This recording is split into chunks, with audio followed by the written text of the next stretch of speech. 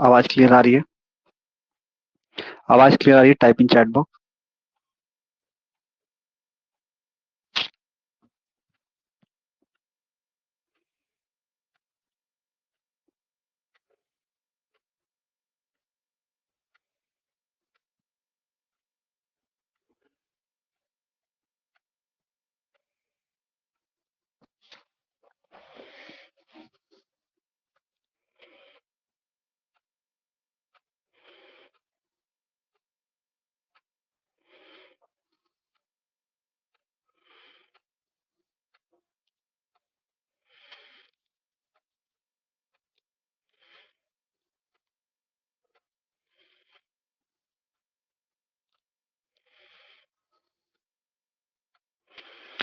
देखो इस एप्लीकेशन सबसे पहले यहाँ पे बात करते हैं तो हम लोगों ने substitution reaction square planar metal complex हम लोगों ने पढ़ा था।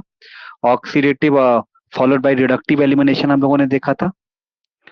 ठीक है ना?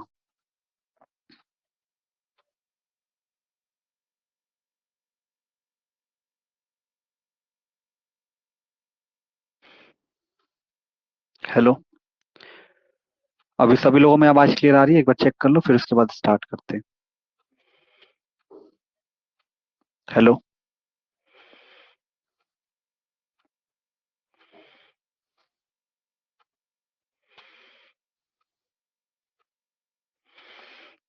देखो, तो हम लोगों ने इसके पहले क्या पढ़ा था?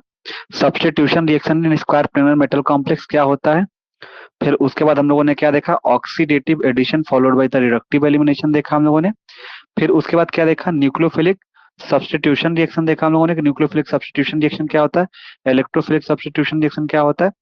ठीक है। उसके बाद इधर की तरफ आएंगे तो हम लोगों ने पढ़ा था कि कैसे यहाँ पे सब्स्टिट्यूशन होता है, कैसे हमारा पेंटागोनल पाई पिरामिडल बनता है और स्क्वायर पिरामिडल बनता है। फिर उसके बाद आपने क्या देखा था?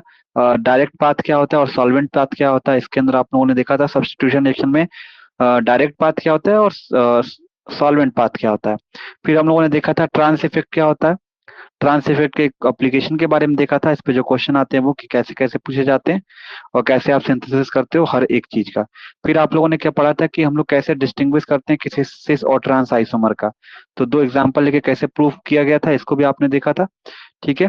इसके बाद जो हमें देखना है, यहाँ से देखना है थियरी ऑफ ट्रांस इफेक्ट क्या होते हैं। तो देखो, एक पाई बॉन्ड थ्योरी दी गई थी, एक इलेक्ट्रॉन पोलराइजेशन थ्योरी दी गई थी, दो थ्योरी दी गई थी। बॉन्ड थ्योरी दी गई थी और इलेक्ट्रॉन पोलराइजेशन थ्योरी, दो थ्योरी दी गई थी।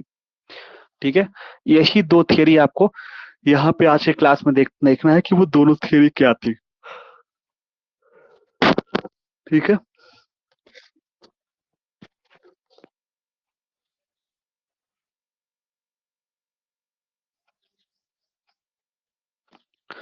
चलिए जूम कर लेते हैं। देखो, पहले हम इसको रीड कर देते ताकि एक बार में समझ में आए। Trans effect is the kinetic phenomena affecting the magnitude of activation energy reaction. तो ये कह रहा है कि जो ट्रांस इफेक्ट होता है एक काइनेटिक फिनोमिना, थर्मोडायनेमिक फिनोमिना नहीं है बल्कि एक काइनेटिक फिनोमिना होता है जो कि एक्टिवेशन एनर्जी के रिएक्शन, जो एक्टिवेशन एनर्जी के रिएक्शन को क्या करता है? अफेक्ट कर देता है। ठीक है। The stability of ground state, मतलब कि जो स्क्वायर प्लेनर सब्स्टिट्यूशन के पहले जब हुआ होगा तो जो स्टेबिलिटी होगा ग्राउंड स्टेट का और जो एक्टिवेटेड कॉम्प्लेक्स होगा can affect the activation energy required for the substitution reaction. The activation energy for the any reaction lowered in two ways. ठीक है। कुल मिला के इसके अंदर देखो क्या कह रहा है, सिंपल भाषा में समझना। ये ऊपर के तीन चार लाइन क्या कह रहा है और ये नीचे वाले ये क्या कह रहा है कि भैया की एक्टिवेशन एनर्जी को हम लोग कैसे दो तरीके से कम कर सकते हैं, यही कह रहा है ना। देखिए, ध्यान से देखिए।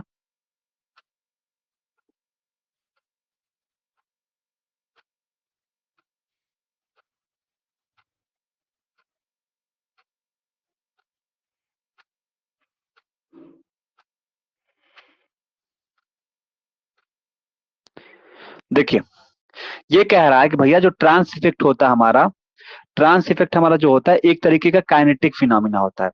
जो काइनेटिक फिनोमिना, तो ये हमारे एक्टिवेशन एनर्जी के मैग्नीट्यूड, जो एक्टिवेशन एनर्जी का मैग्नीट्यूड होता है उसको पूरी तरीके से अफेक्ट करता है।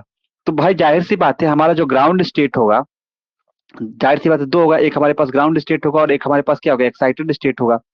तो ये कह रहा है भैया कि जो ग्राउंड स्टेट की स्टेबिलिटी होती है, जो ग्राउंड स्टेट की स्टेबिलिटी होती है, जो स्क्वायर प्लेनर कॉम्प्लेक्स, जो सब्स्टिट्यूशन के जैसे, मतलब कि यहाँ पे ग्राउंड स्टेट क्या है कि सब्स्टिट्यूशन अभी नहीं हुआ है, तो कह रहा है कि जो स्टेबिलिटी होती है ग्राउंड स्टेट की, तो कहोगे कि एक्टिवेटेड कॉम्प्लेक्स होता है ना, ये अफेक्ट कर देता है एक्टिवेशन एनर्जी को।